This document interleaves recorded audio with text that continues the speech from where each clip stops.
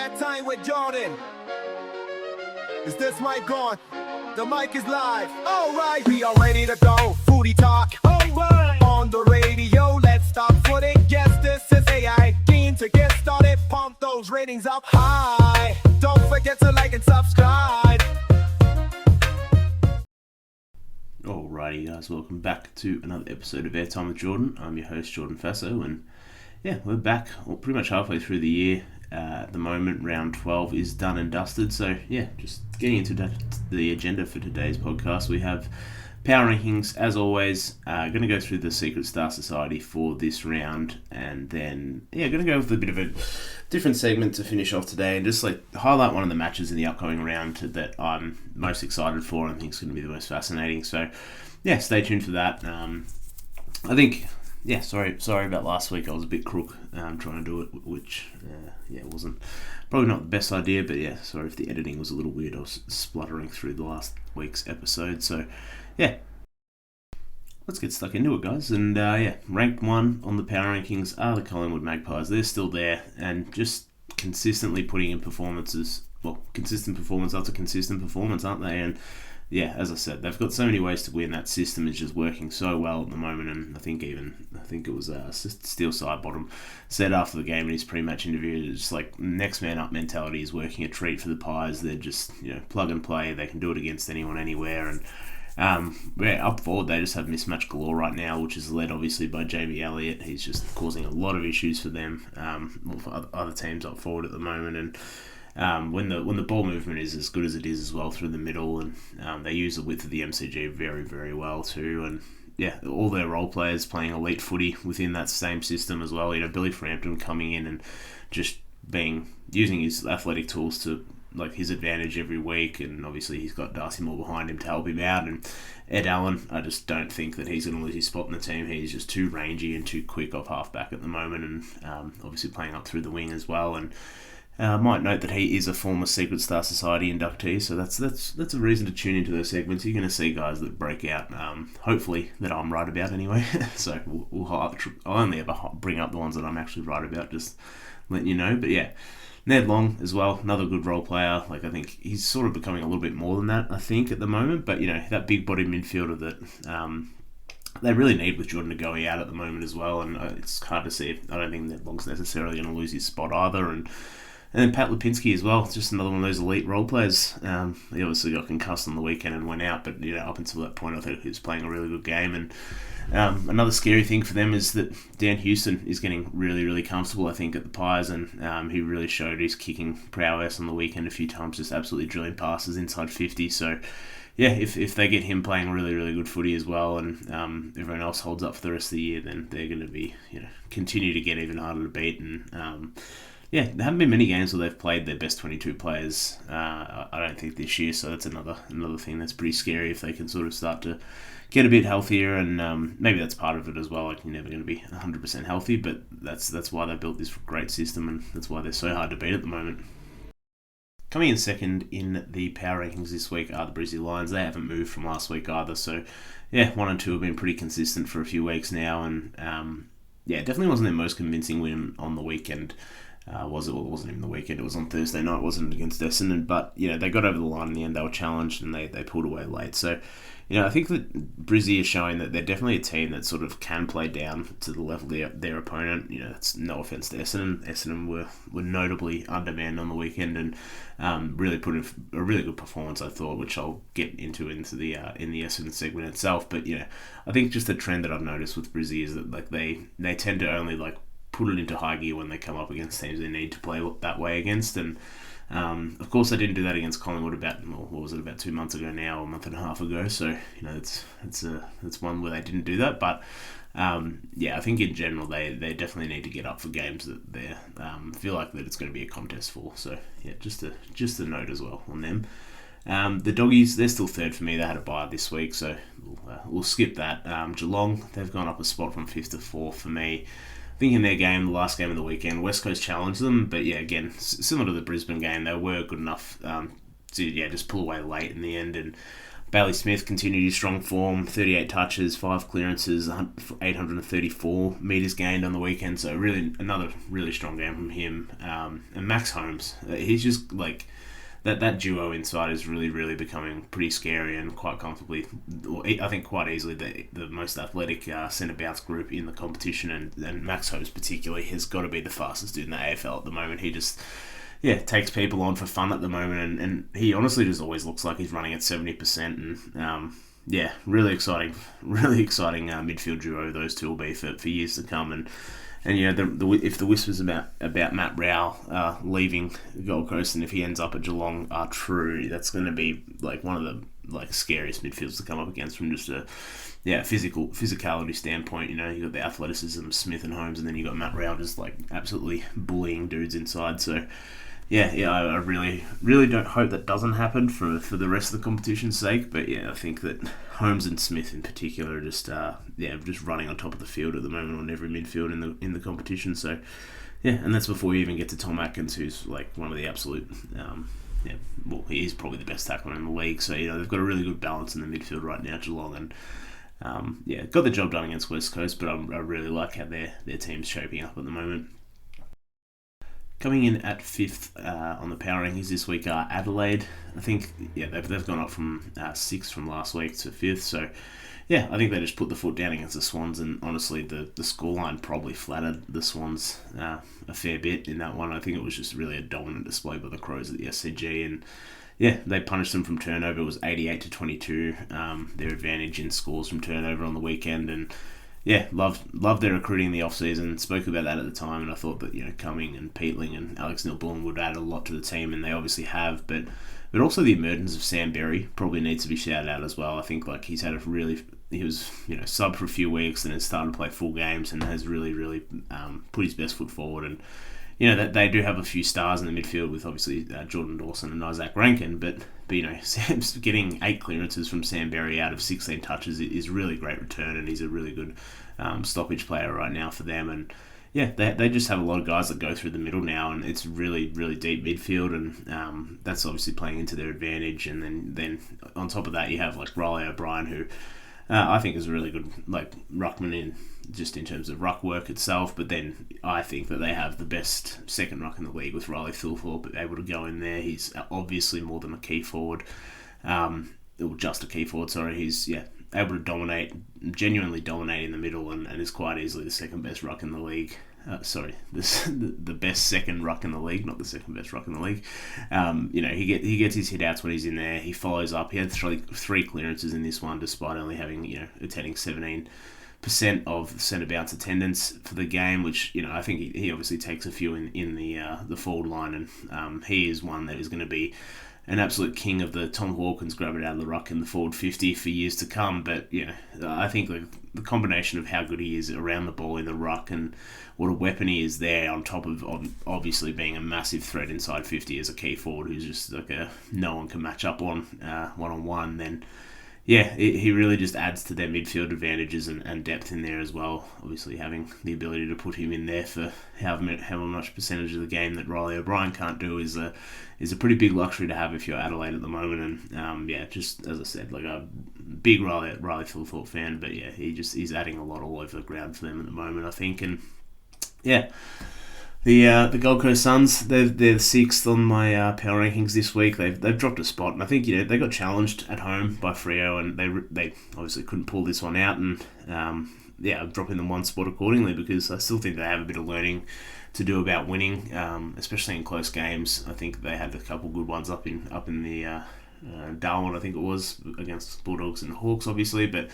I think that come back to earth a little bit in this one. Freo, really good performance, obviously, but the Gold Coast mids still were unbelievable. I thought, Rowell and Anderson, I sort of had questions on them in the season preview part of the Gold Coast Suns, with their season preview, and those two are just absolutely legitimate. My questions about them competing against the best midfields in the competition are definitely over at the moment. I'm not saying that now that they came up against Freo and competed really well there.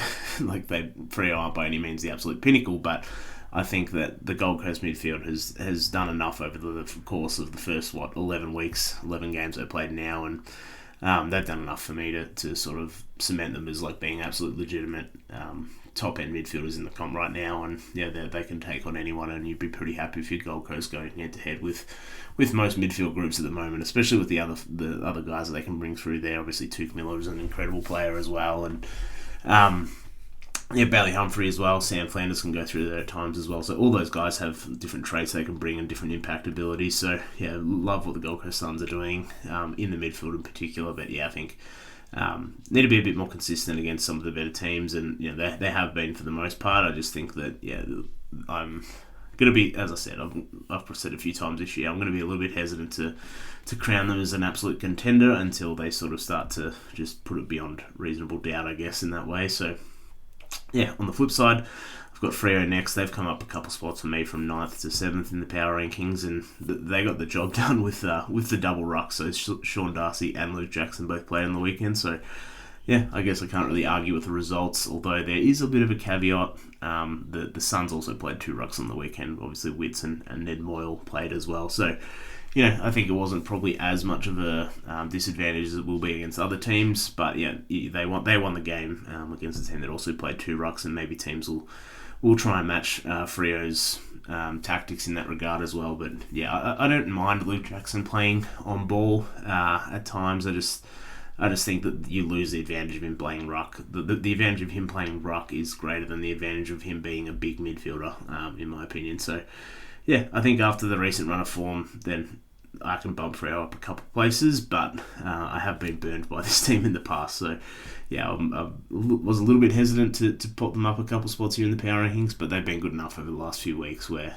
it's sort of undeniable at this point. And yeah, that's why they jumped the next team, which coming in 8th are the GWS Giants at the moment, and they had to fight for it against the Tigers, but at least they got there, and had a bit of feeling in this one, probably due to the old GWS boys on the Tigers side now in Taranto and Hopper, of course. And yeah, I think the Giants probably just underestimated the Tigers a little bit from the jump. I think the Tigers came to really play and had a pretty experienced team out there as well, which I'll sort of touch on in the Tigers segment. But yeah, I think the big story out of this one for the Giants was Cal Ward, unfortunately, going down with the ACL, which has been confirmed now, which is not great. It's horrible, really, for him to end his career there. And he, by all accounts, gave a really good 3/4 time speech, which sort of prompted them to kick it into gear and get over the line in the end. But yeah, I think, I don't know, it's one of those things, isn't it? Like, if you're contemplating retirement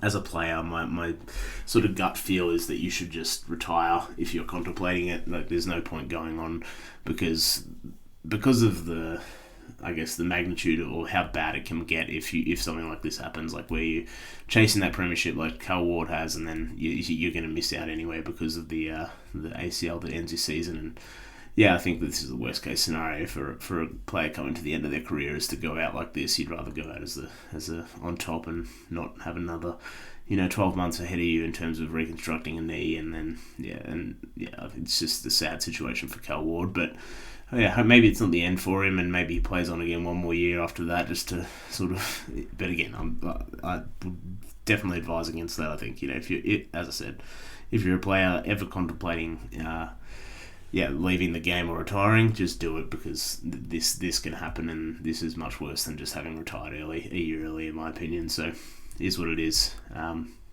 Moving on. 9th in the power rankings, Hawthorn. My boys, they've dropped 2 spots. They've gone out of the top 8 for me in the power rankings. And look, a lot of the same themes and issues that I've talked about for largely the whole season, really. But they've just sort of grown and grown. Those issues, I guess, in terms of magnitude. But yeah, always the same issues with the Hawks. But even more concerning now is the effort the last couple of weeks. On the weekend against Collingwood. Obviously, they've played against Collingwood and Brisbane in the last 2 weeks. But yeah, on the weekend they were beaten in disposals, and to lose the tackles 38-82 was just like a flat out effort issue.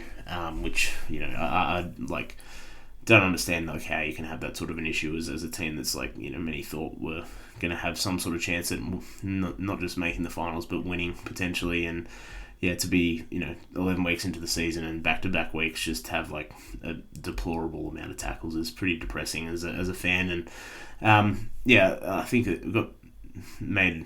It was a bit of a segment on the broadcast when it happened, but 9 players last week and 5 players this week for the Hawks did not record a single tackle. So, yeah, really damning stuff. And unless something changes drastically, they are probably on the trajectory of missing out on the finals here. If I'm being realistic, this form, especially if this form continues, then they definitely will. There's something needs to change there quite quickly, unfortunately. So, yeah, we'll see where they get to in the next few weeks. The Hawks. 10th on the power rankings, we have the Ds. They haven't moved after that loss to the Saints on the weekend. I still think there's a little bit of something there, but yeah, if teams have figured them out, then like the Saints did on the weekend, then yeah, maybe they're going to start falling again in these rankings. And it was a bad loss for the Ds. Clayton Oliver had no impact on this game at all. Max Gawn probably won the ruck battle, but did not dominate in any fashion like he has been. It's going to be pretty interesting to see how teams go at Kozzy Pickett going forward. I think Marcus Windhager completely took him out of the game. Well, not completely, I won't say that, but being able to go head-to-head with Kozzy, clearly tagging him, and also, just beat him in terms of playing one-on-one was the blueprint here, and he followed him everywhere, including defence, so maybe not every team has someone that they would feel comfortable putting on Kozzy Pickett inside 50, and also in the midfield, but I think that this is going to be the blueprint for teams coming up against Melbourne in the coming weeks. And if you can nullify Kozzy Pickett, which he's been their absolute most valuable player to this point in the season, maybe Max Gawn has an argument there as well, but yeah, Kozzy or him. If you can nullify Kozzy specifically, then it's clear that Clayton Oliver and Petrarca aren't the guys anymore that are going to be able to fully dominate a game and be that difference in a game anymore. So yeah, I think without any of those guys performing at a great level, it's going to be a lot for Max Gawn to lift on a weekly basis at the moment. But a little bit on the brighter side for the Ds, Daniel Turner is his move to the back line has been incredible, and he's been a great fit. Looks a lot more comfortable back there, and just out of curiosity, I sort of did a similar thing with Rory Lobb last year when he moved back and just ran the stats over the last 4 weeks. Over the smaller sample and see how he's sort of performing compared to other players in the competition. And across the last 4 weeks, that Daniel Turner is coming closest in his stats to Tom Barras, Lee Galier, and Connor Iden in that time span. So I sort of spoke about it last year with Rory Lobb, and being able to add like someone of that quality to your back line out of nowhere halfway through the season when he was effectively giving you nothing up forward is a pretty big luxury, I think. And the D's defense should definitely hold up if they have this version of Daniel Turner going forward. Jake Lever, of course, getting fit again, and Stevie May, of course, as well back there, and then the others that are contributing in defense. So I think that the defense is going to be as good as anyone else's in the competition, if not. I don't think it'll be the best anymore, but just due to the age of May and Lever. But I think the defense is going to be fine. It's just the mids and forwards that sort of need to bring it to a level that I'm not sure that they can reach in order to make a true finals charge, I think. So, I think if you're a D's fan, you're feeling okay about your defense, but everything else is still a bit of a question mark for me. Carlton, they're still 11th for me. They haven't moved anywhere on the weekend, obviously with the bye, so no one below them jumped up enough, in my opinion. But 12th on the board are the Essendon Bombers. They moved up a spot, I really have no idea how they did this in terms of being that competitive for that long, but good on them for putting up a fight and a fight back as well. They were down big in the first quarter against the Lions. Looked like it was going to be an absolute drubbing, and they sort of really fought back. And just for the Bombers, you just want to see the individual guys really start to perform, and they have. Like, you've seen the signs that you want to see from a rebuilding team individually, at least. They obviously didn't get the result, but Nate Caddy, absolutely the hype is real and deservedly so. Zach Johnson played his first game on the weekend, looks like an absolute keeper. Jai Caldwell had a huge quarter. I think he had 17 touches, 8 clearances in that third quarter there. So, really, really impressive game from Jai Caldwell, who's had some really big games this year in general. So, I'm loving what we've seen from him. the move of Zach Merritt into the back line off half back has been really effective. I think, obviously they didn't win, but his ability to sort of control the game from back there when they need him to, and I think that that's what Jai Caldwell's allowed him to do. He doesn't have to go in and be the be all and end all in terms of winning possessions and clearances. They can sort of move Zach Merritt back there and use him as sort of that quarterback role a bit more. And another one, Nick Martin, I really owe an apology to. He's been unbelievable this year, and I think that in previous seasons I thought he was one of the most overrated players in the competition, but he's proven me wrong this year. He's been great, and around his stats, and he came out closest to Luke Jackson, surprisingly enough, as his comparison on the year. So has the most similar statistical profile to Luke Jackson at the moment, and it's a bit of a weird comparison, but it does feel like Nick Martin is all over the ground as well, similar to Luke Jackson. So influencing games at the moment as well, which I really didn't think he had done previously in seasons gone past. So I'll eat crow on my Nick Martin takes. Moving up a couple spots for me are the Saints. They've gone from 15th to 13th in the power rankings this week, and great win by them here up in Alice Springs it was, and put the foot down the first quarter and held Melbourne at bay after that. The D's just weren't able to score enough to overcome that deficit that the Saints created early. And Cal Wilkie, very, very underrated still across the competition, I think, and the D's just really couldn't do anything with him. He had 11 intercept possessions, 4 intercept marks, 90% disposal efficiency as a fullback or centre halfback, however you want to look at him. But just an absolute masterclass from him in terms of controlling the game from the back half. And Nazar Wanganeen-Malera again was at his creative best, went off with a bit of a head knock issue, but came back on luckily. And still my favourite non-Hawthorn player to watch in the league at the moment. And they really went to work on the Ds. I sort of touched on it in the Melbourne segment, but they really shut down Cozzy Pickett with Marcus Windhager, who not only slowed Cozzy's impact himself, but absolutely beat him in terms of direct impact on the game and finding his own ball, clearances, etc. So really, really strong game from Marcus Windhager. And Rowan Marshall as well, I think, battled Gawn really well. Didn't let him dominate down the line, as Max Gawn typically does, or in the ruck for that matter. So I think that not allowing Max Gawn to be that connective piece down the line for North Melbourne, for Melbourne, or be able to even intercept when the Saints were coming out of D50 was really important for the Saints. And not every team's obviously going to be able to do that to Max Gawn, but the Saints have the luxury of having one of the best rucks in the competition to compete with Max in that regard. And I think Hunter Clark as well for the Saints I think his career has really been stunted by the amount of just freak injuries that he's had over the course of time. And good to see him playing really well. I think he had one of his best games for a couple of years of this one, and I like him as a high half forward who can use the ball as a tough player as well. So hopefully he can get a bit of a clean run at it in the back half of the year, and not have these injuries that seem to sort of stunt his career a little bit, unfortunately for him. The Sydney Swans, they've dropped 2 spots for me. They've gone from 12th to 14th on the power rankings, and as I said sort of last week, I think definitely one of my most disappointing teams of the year. I was holding on faith for a little bit too long, I think, in the end, but it's all gone now. And in the words of the Wayne Malera, they're absolutely rabble right now. And just a side note on that comment that I think you got a bit of strife for, a please explain from someone, or someone apologised on behalf of him, but I don't think it was that bad at all. Just a bit of a throwaway comment that wasn't disrespectful. They are rabble right now. I would like to clarify, the Swans suck right now. It's okay.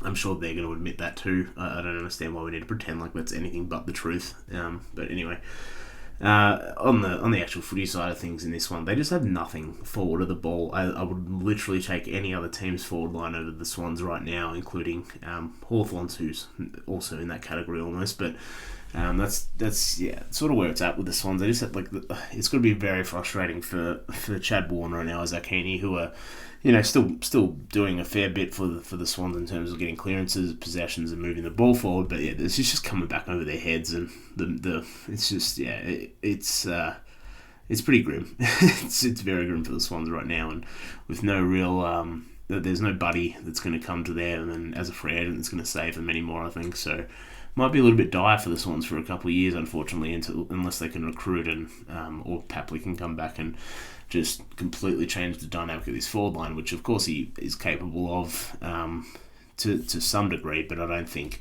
it's going to be a complete makeover or a complete improvement when he returns by himself. So yeah, I think unfortunately for the Swans, their season is done.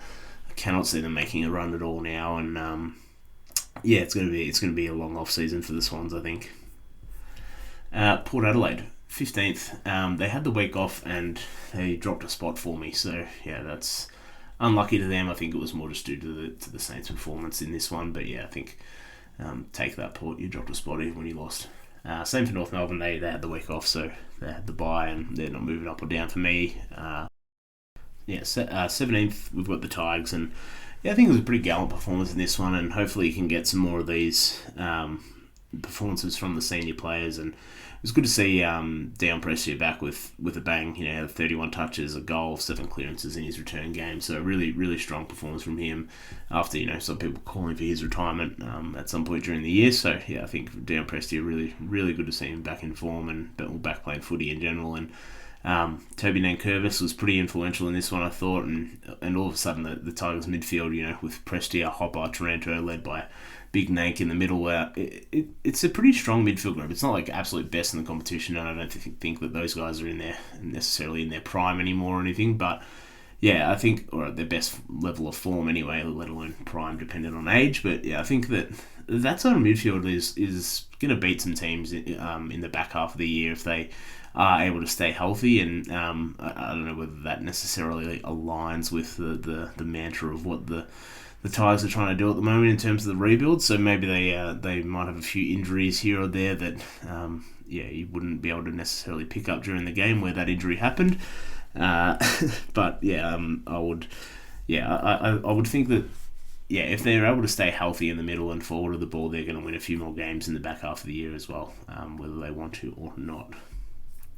Coming in last, the Eagles, they're still there for me, but they are looking a lot more competitive at the moment, and they're looking better. And I think that the core is definitely starting to take shape. I spoke about it a little bit a couple of weeks ago, but Matt Flynn has been really good in the ruck over the last few weeks. So I think, compared to what they have had in the ruck previously, Bailey Williams, not much in there. But yeah, I think Liam Ryan, Tim Kelly look pretty interested again as some of their more senior players. Liam Duggan as well. Liam Baker, a few guys were playing a lot better footy. My boy Ruben Jinby absolutely took Jeremy Cameron out of the game for 3 quarters. Jeremy had a big last quarter, which was the difference in the end. But I think it's important to note that Ruben Jinby was a great matchup for him, just proving why I think he's so versatile and so valuable to the Eagles in this rebuild. And I haven't talked about Harley Reid a heap in the last few weeks. Obviously, it's the hot button topic when you're talking about the Eagles, but he is starting to look a bit better in terms of finding the ball and impact on the game. But there's one play I want to talk about specifically which really caught my eye on the weekend, and the overarching theme is that I think he just really needs to realise that he needs to play 2 ways. There's not one side of the ball, even when your team's bottom of the ladder with 1 win on the year. I think you still need to create those habits, and it was a really important time in the game. There 16 minutes of game clock left in the game in the last quarter. What was the score? I think they were down by 6 at that point, the Eagles. So absolutely in the game. Start of the last quarter, should be relatively fresh. But yeah, that's setting the scene. The Cats were exiting D50, and the Eagles had zoned up relatively well. They forced a kick down the line to a 2-on-2, which involved a ruckman. I think the rucks and one of the one of the 1v1 there, obviously, and then anyway. Harley Reid was manning Ollie Dempsey on the wing as well, just in front of the contest. That kick came in, it hits the pack, and while the kick was in the air, Harley Reid had completely stopped trying, and not stopped trying, but he just sort of didn't go with Ollie Dempsey, who had obviously kept going. Dempsey took off, hit the pack for the crumb, and gathered it cleanly. Harley, to my point, didn't at all. He didn't go with him, and after starting, maybe 3 or 5 meters apart, and was clearly Ollie Dempsey's assignment at that point in time. Ollie Dempsey took 30 or 40 meters on Harley Reid and ended up with an uncontested shot on goal, and it ended up being a point, like that shot on goal, but in order for Harley to be the best player, or to be his best version of himself, and just to be clear, I'm still a believer that he is the most talented player in the AFL. Even in his second year, I think that is the case, but he really needs to work both ways when it matters. And if he's not going to make that effort like 4 minutes into the last quarter in a 1-goal game, when is he going to do it? It was inevitably, well, it was winning time for the Eagles. It was the closest they'd been in a while. They haven't had many chances to win games this year, and that was the effort you get from your best player and your most important player, most influential, however you want to look at it. But yeah, I thought that was a really poor effort from Harley Reid, and it stood out to me anyway in that moment. So yeah, I think that although things are looking a bit better for them, those are the sort of things that, of course, are going to come up in the game review. And I think it was a really pivotal moment. And then obviously the it didn't result in a goal, but it sent the Cats on their way, I think. And the Cats obviously dominated in the last quarter, and that might have happened regardless, but it didn't set a good tone, I didn't think, for the rest of the team. So yeah, that's a little bit of a clip at Harley Reid, and as I said, still an absolute believer in him, and still think he's the most talented player in the competition. But yeah, those things you have to be a bit better at, I think. Alrighty, that does us with the power rankings for this week, and we're going to get into the Secret Star Society inductee for round 12, and I can't be all down the dumps about the Hawks, can I? I've got to find some sort of silver lining. So that's the silver lining this week is Josh Ward for the Hawks, and I think that this guy has really cemented himself in the team as in the last sort of 8 weeks, and I sort of thought it would be the Cam Mackenzie breakout year, which it did look a little bit like that was going to be the case early on, but I think Josh Ward really hasn't looked back after getting the midfield opportunity. Obviously, the injury to Warple earlier in the year, suspension to Connor Nash, and then the Will Day injury has given a lot of opportunities for Hawthorn midfielders, and Josh Ward is one that has absolutely taken his opportunity. He's ranked as the 79th best player in the year on rating points alone, so it's not the be-all and end-all, it's just a catch-all metric, but, to be 79th for a guy that's in his 4th year is pretty good, who's been in and out of the side, so, yeah, I mean, it's obviously not all Australian quality, but it's the next tier below that, based on the rating points alone, and I think overall he's been really solid across the board.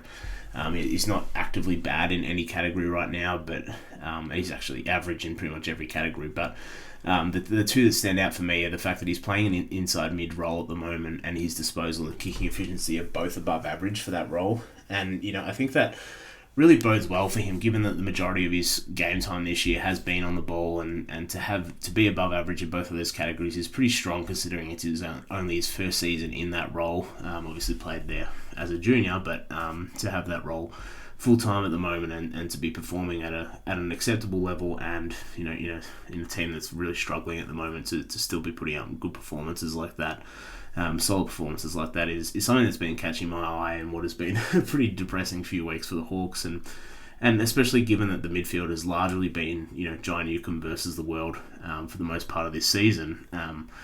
Josh Ward's emergence as a competent option in there is going to be really important over the next couple of months before Will Day hopefully returns. And I think that the reps that Josh Ward is getting inside makes me think that he's going to keep getting better and keep progressing sort of as the season goes on. So I think he's definitely one to watch out for in the next couple of months, and I feel like we're going to see him break out in the next couple of months despite all the issues of the Hawks. So yeah, I'm expecting that to happen and hoping that happens for Hawthorn's sake as well. So yeah, shout out to Josh Ward. He is the Round 12 Secret Star Society inductee. Alrighty, so as I said off the top of the show today, we are going to close out today with a spotlight match of the week, and there are some pretty good games coming up in round 13. Got Geelong versus Gold Coast, got the King's birthday match, of course, the Doggies versus the Hawks on Thursday night, two big Melbourne clubs, Carlton versus Essendon, of course a little bit underperforming, but still big nonetheless. But out of all those matches, the one that I'm most excited for is going to be Adelaide and Brizzy, which is on Friday night at Adelaide Oval, and yeah, I'll just give some of the key takes and key sort of features, similar to what we did for the final series last year, just about points where I think the game is going to be decided on, and down in Brisbane's backline, who goes to Riley Thilthorpe? Everyone who listens to the podcast knows how much I love me some Riley Thilthorpe, but is Harris Andrews or Jack Payne going to go to Riley Thilthorpe? And for me, I think it's probably going to be Jack Payne. Just the size of Riley Thilthorpe sort of probably commands Payne to go to him instead of Harris, who might be a little bit too light and for Riley. And the ruck, Riley playing second ruck does complicate things a little bit, but I think it comes down to Riley having a little bit too much size for Harris, who may be better deployed on Darcy Fogarty. But then the question becomes like, who goes to Tex after that, and it's probably going to be Ryan Lester, I'd imagine, goes to Tex this week. But it's going to be a good test for the Brizzy backline against this massive Adelaide forward line, and Adelaide probably, if Adelaide are able to make them pay for their lack of size, then you could see a pretty heavy score that we know Adelaide are capable of putting on the board. But might see a pretty heavy score against this Brisbane backline in the end. So. Going to be a pretty interesting one. I think Payne's probably the one that goes to Riley in the end. So we'll see how that matchup plays out. But in the middle, both teams are really elite in the midfield and on the season so far as a collective groups. Top of the league in clearances and for both teams, and then Brizzy are third and Adelaide are fourth in first possession to clearance numbers. So they're both very, very effective at getting their hands on the footy first and then turning that into an advantage for their teams. And I think for Adelaide, unfortunately, Brisbane do have the ultimate big mid stopper in Josh Dunkley. We've seen him go to Paddy Cripps a fair amount over the years, and I think that inevitably he's going to go to Jordan Dawson, who is Adelaide's big mid, of course, who's had an absolute stellar year so far, but I think that Josh Dunkley may give him a bit of trouble inside and is probably going to have a bit of a quiet night by his standards. And as a result, that sort of is going to leave the midfield battle to play out between Rankin, Saligo and Sam Berry versus Hugh McCluggage, Lachie Neal and Will Ashcroft. So I think when you put it down to that, I think I know which midfield group I'm going to take in this regard, and I can sort of see the Brizzy mids, especially like assuming Josh Dunkley gets on top of Jordan Dawson. I think that the Brizzy mids are going to be able to be too damaging in their own regard against the remaining mids of Adelaide without Jordan Dawson. So I think interesting to see there where that sort of plays out in the middle, but I think advantage Brizzy there. The other thing is that the Crows forward line really, really need to bring the pressure. I sort of spoke about how they might be able to create advantages against the undersized Brisbane defence, but by the same token, it's been talked about a lot this year, but the lack of pressure that those three big key forwards from the Crows will provide in the forward half could be an issue. I think the main thing for the Crows, and I see how that can work with the size advantage that I talked about earlier, but they really need to be super potent scoring the ball and not let the ball get out as easily against them in or outside their own inside 50, because the Lions are the number one team in the league for transitioning the ball from D50 to their own 50 and converting those into scores as well. So if the Lions hold up the Crows, then I think they're going to be able to score too effectively going in the other direction, which in combination with me thinking that they sort of have the midfield advantage already, if Jordan Dawson doesn't get off the hook against Dunkley, then that sort of makes me think that the Lions are going to get the chockies here. And overall I think a lot of interesting players in this one, and I'm very excited to see how it unfolds on Friday night. Adelaide absolutely have a chance here, but and don't think I'm writing them off completely by what I've sort of said, but it definitely hinges on Jordan Dawson not getting shut out by Dunkley and the Talls making Brisbane's slightly undersized defence pay, which in turn will sort of prevent the potency of Brizzy's transition game. So that's the blueprint for Adelaide to win anyway, if Jordan Dawson gets off the hook and the Talls stand up. But if the Talls are unable to be that effective, I can see Brizzy really getting on top, going the other way. So going to be an exciting one. I'm very excited to see some of these players go up against each other, and let's see it unfold. So we'll be back next week, probably do another spotlight match next week as the season goes on. I think it's a good little exercise to run through, and we'll see how we go with our predictions going forward. So thanks for listening, guys, and we'll be back next week.